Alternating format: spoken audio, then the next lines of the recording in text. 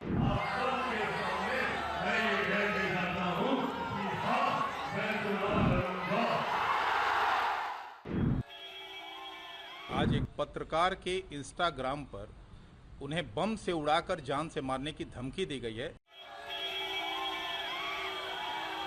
बिहार विधानसभा चुनाव से पहले केंद्रीय मंत्री और लोक जनशक्ति पार्टी के अध्यक्ष चिराग पासवान को सोशल मीडिया पर जान से मारने की धमकी मिली है।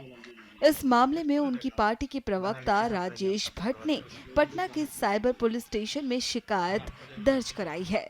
लिखित शिकायत के अनुसार टाइगर मेराज EDC नाम के एक इंस्टाग्राम यूजर ने उन्हें जान से मारने की धमकी दी थी। हमारे पार्टी के राष्ट्रीय अध्यक्ष केंद्रीय मंत्री आदरणीय श्री चिराग पासवान जी को लेकर आज एक पत्रकार के इंस्टाग्राम पर उन्हें बम से उड़ाकर जान से मारने की धमकी दी गई है, जो बेहद दुर्भाग्यपूर्ण है। अपराधी कोई भी हो, कितना भी खतरनाक हो, मैं आज पुलिस प्रशासन से मांग करता हूं कि उनकी अविलंब गिरफ्तारी हो। इस घटना में जो भी संलिप्त अपराधी हो उसकी अविलंब गिरफ्तारी हो और उस पर कठोर से कठोर दंड सुनिश्चित की जाए, ताकि ऐसी घटनाओं की पुनरावृत्ति पुनः ना हो सके। यह जो इस तरह की जो वारदात की जा रही है, हम समझ रहे हैं कि हमारे पार्टी के राष्ट्रीय अध्यक्ष की बढ़ती हुई लोकप्रियता से कुछ लोग घबरा गए हैं। थाना से क्या कुछ प्रक्रिया? थाना, अभी मैं साइबर थाना पहुंचा हूं और यहां प्राथमिकी दर्ज कर रहा हूं। प्राथमिकी दर्ज करके जस्ट निकलूंगा और तमाम पुलिस के आला अधिकारी से भी इस बाबत मैं मिलकर उनसे अपनी बात को रखूंगा। थाना ने आश्वस्त किया है कि इस पर कार्रवाई होगी या कठोर से कठोर कार्रवाई होगी, अविलंब गिरफ्तारी की जाएगी। मामले का संज्ञान लेते हुए साइबर DCP नीतीश चंद्रा ने बताया कि पटना साइबर थाने में मामला दर्ज कर लिया गया है और कानूनी कार्रवाई जारी है। वहीं समस्तीपुर में भी केंद्रीय मंत्री चिराग पासवान को जान से मारने की धमकी मामले में साइबर सेल में शिकायत दर्ज कराई गई है। हमारे जनप्रिय नेता परम आदरणीय चिराग पासवान जी, केंद्रीय मंत्री, लोक जनशक्ति पार्टी रामविलास के राष्ट्रीय अध्यक्ष, उनको जान से मारने की धमकी कोई टाइगर मेराज नाम के लोग हैं, उन्होंने सोशल मीडिया पर दिया है, जो 20 जुलाई को चिराग पासवान जी को बम से मार के बम से उड़ा देंगे।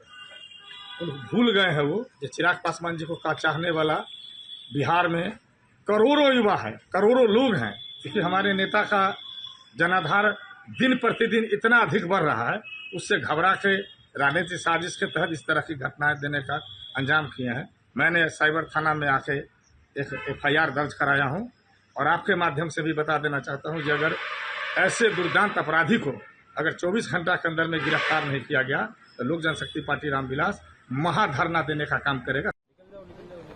पिछले हफ्ते पासवान ने सारण में एक सभा को संबोधित करते हुए आगामी बिहार चुनाव के लिए अपनी उम्मीदवारी की घोषणा की थी।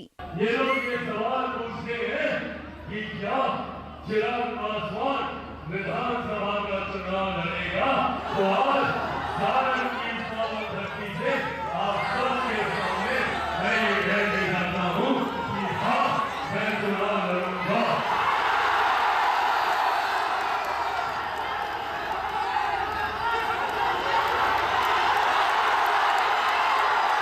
हमारे बिहारी युवाओं को रोजगार में प्राथमिकता दी जाएगी।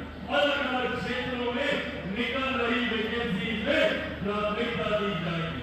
आज जो लोग कलम मारने की बात करते हैं, जिन लोगों ने रोजगार के बदले आप लोगों की जमीन हड़पने का काम किया, उन्हीं लोगों ने डोमिसाइल नीति को भी बनाने का काम किया।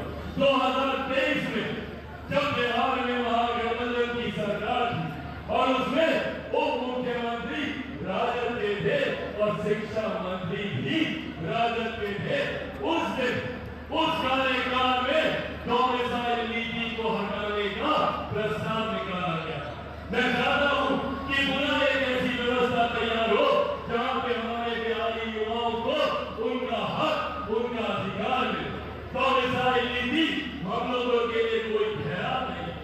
हर संभव प्रयास किया गया था कि किसी भी तरीके से चिराग पासवान के बढ़ते कदमों को। मुझे मेरी पार्टी से निकाला गया, घर से निकाला गया, परिवार से निकाला गया, और ये कर ये लोग सोचते थे कि चिराग पासवान इतना कमजोर है कि इन बातों से डर जाएगा, घबरा जाएगा।